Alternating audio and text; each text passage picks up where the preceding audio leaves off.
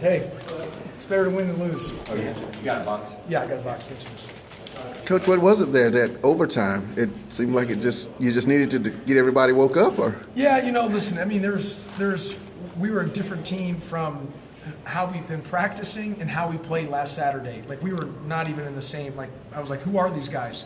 But that's why this game is important for us, the exhibition, because we need to be able to play underneath the lights, the fans, just to be able to get the jitters out. I mean, like, Josh Okoji and Justin were, they were huffing and puffing from the first 2 minutes of the game, and they were exhausted.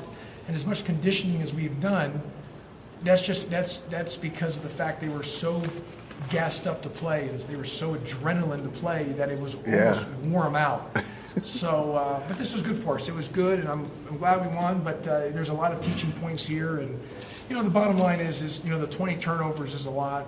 Obviously, we didn't make any threes. I love the fact that we got to the free throw line. Our goal was to make more free throws than they attempted, which we did. So we keep getting to the free throw line, which is great. We didn't do good on our assists because we were pounding the ball. We didn't have great. Our cuts were too slow. We weren't violently cutting.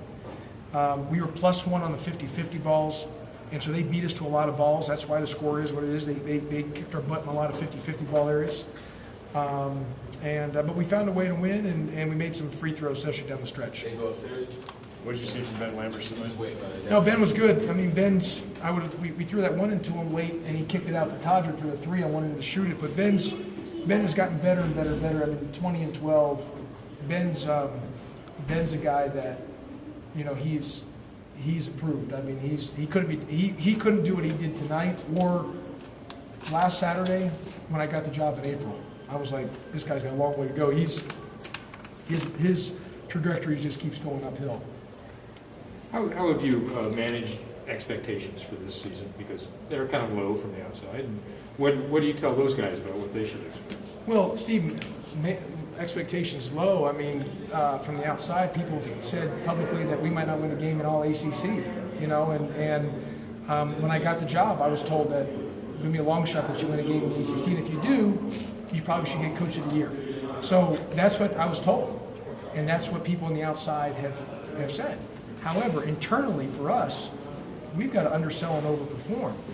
Like I've told our team, we're going to fight, we're going to scrap, we're going to kick, we're going to claw, we're going to get better every day for us to have an opportunity to get as many wins as we can. But we're a team that our margin of error is literally slim to none, maybe none, our margin of error. So we've got to play excellent basketball every time we step on the floor, or it could be just a long year. But for us, and I've told people, the judgment on this team is, do we get better from day one to the last day? It's not about the wins and losses for us this year. It's about, do we get better? And I would also say, do people see that the way we're playing, pace of play, our pace, and we're trying to be in attack mode and do some different things. So, we'll get better as the year keeps going on. Will it be fairly common to see 3 or 4 freshmen on the floor? Absolutely. It'll be very common. I mean, we're gonna go with those guys, and I mean, there's some of our better guys, and they're gonna learn through the fire, and it'll only make us better for the long term as well too. Hayward looked like he was looking a little bit better and feeling a little better about overtime. Any thoughts about putting him back in? Or Yeah, you know what? It was just I was, but Todrick got in, and then he was a little bit on a roll, scoring wise. So I let him. Obviously went with Todrick on that. In practice, what were these guys hearing from you more than anything, other than go see Dan? Just how hard we got to play. Violent cuts. Everything we got to do is violent. And that's why I was disappointed tonight. We weren't violent. We were slow on our cuts. Our pace was slow. Our ball movement was slow. Our pace was slow. I can't stand slowness. Speed, pace, violent cuts, violent attack in the rim, violent entrance and exit cuts. And today our pace was slow. So when our pace is slow, we're not a good team. We've got to have great pace, even after made baskets, timeouts. Everything's got to be about pace. And the go see Dan thing, if you don't work hard, you just go see Dan. We don't have time because we're trying to have pace and practice. Go see Dan, and Dan's responsibility is to condition the heck out of you for a minute, make it terrible, and then when that minute's done, you don't like get a rest or water. You come right back in. It's a penalty. Yeah. It's a consequence for not doing right, not going hard, forgetting to play, not being in the right spot, etc. On average, how much do you say that? in any practice? Maybe, it could be, some practices could be 70 times, some 50. Okay. Then at 20, 30, 10, it just depends. But I have no shortage to go see Dan. Yeah. Well, I guess the good thing about, like you were saying earlier, about low expectations from the outside, you have the opportunity to sneak up on some people. Well, I think what we want to do is undersell and overperform. And if we want to undersell and overperform, like I said, our margin of error is slim to none. Probably none. Probably so none. We're going to have to be really good every time we step on the floor. And we're not going to be able to have as we move forward to play in the game and have 20 turnovers. That's going to be hard. We'll be 0 for 14 from 3 with 20 turnovers. That's a recipe for disaster. We were fortunate tonight, it worked itself out. But those are areas we've got to be better at for sure. I don't know really what significance to take away from going overtime against a D2 school. What does that mean? We won the game. Yeah. This is, like I said, that we're a team that, I've said it, no matter who we're playing, our margin of error is none. So we have 20 turnovers and shoot 0 for 14 from 3, then it's going to be we shoot 61% from the free throw line, then, it becomes a tough game.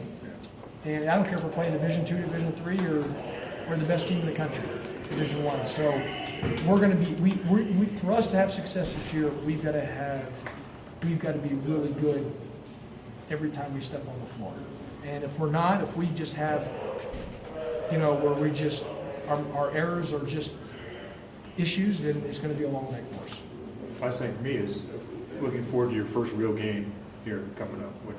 Yeah, no, I'm What's the excited. significance of that to you? I mean, I'm excited and to start the new era. And I'm glad we're able to get the win today. And obviously, it doesn't count on the record, but it starts next Friday live, and we just got to be better.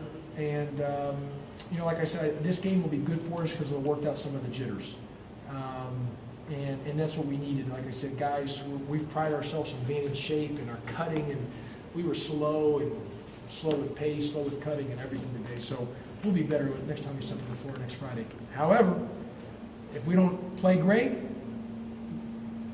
chance that we lose. If we play great, then we have a chance to win. But our margin of error is none, so we've got to be so sound and so good at our things and our principles and our core values. Otherwise, it's a recipe for disaster. That's about as plain and simple as I can be. Now, how did you get Tadrick to calm down a little bit as you went into the fourth quarter and overtime? It seemed like he was just making some sloppy mistakes and missing some communication on the floor. He's got to get in better shape. He's got to get his conditioning better. He can't play when he doesn't try to play cool. And he's a good player. When he tries to play cool and just get by, he's not a good player. Margin of error, But today he was, I don't mind benching guys. Today he was, everyone has problems, including the head coach. We all have problems, but are you better than your problems? That's really what it comes down to.